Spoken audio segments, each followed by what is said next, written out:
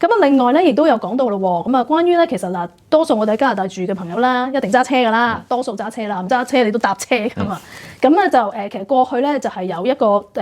已經係好多市民咧喺度即係 debate 緊嘅一個 carbon tax 啦，即係碳稅啦。咁咧就我想問而家仲有冇碳稅嘅咧？取消咗啦，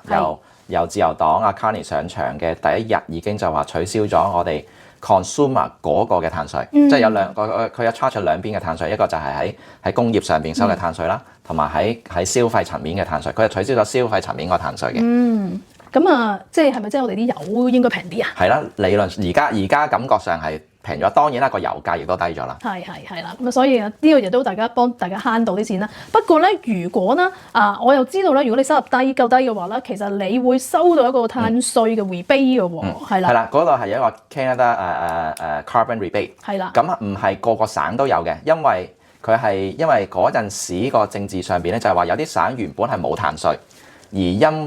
因為聯邦去強行地實施呢個碳稅咧，咁佢哋就會喺嗰啲省度咧就會有一個叫做carbon rebate 啦。咁但係隨住呢個碳稅喺嘅消費層面度取消咧，呢個 carbon rebate 亦都取消啦。咁但係咧而家我哋去報稅嘅時候都可以攞得翻嘅，即係話有時有啲客就係唔記得報稅啊，或者係好忙冇報到嗰幾年咧，我哋報翻嘅時候咧，有機會攞翻以前嗰啲 GST 啊，嗰啲 rebate 都攞得翻嘅。但係喺呢個 budget 裏邊咧已經講到明啦，就係話你可以報翻以前，但係咧你可以攞得翻呢個 rebate，但係個截止日期咧就係10月31號2026年。之後你再補翻2023年嘅稅或者2024年咧，你係攞唔翻呢個 carbon rebate 啦。咁所以如果受影響嘅省份嘅省民嘅話，如果你係唔記得報稅或者好耐都要補翻嚟報咧，就要喺呢個限期之前報，咁就可以攞得翻呢個 rebate，之後就冇得再攞啦。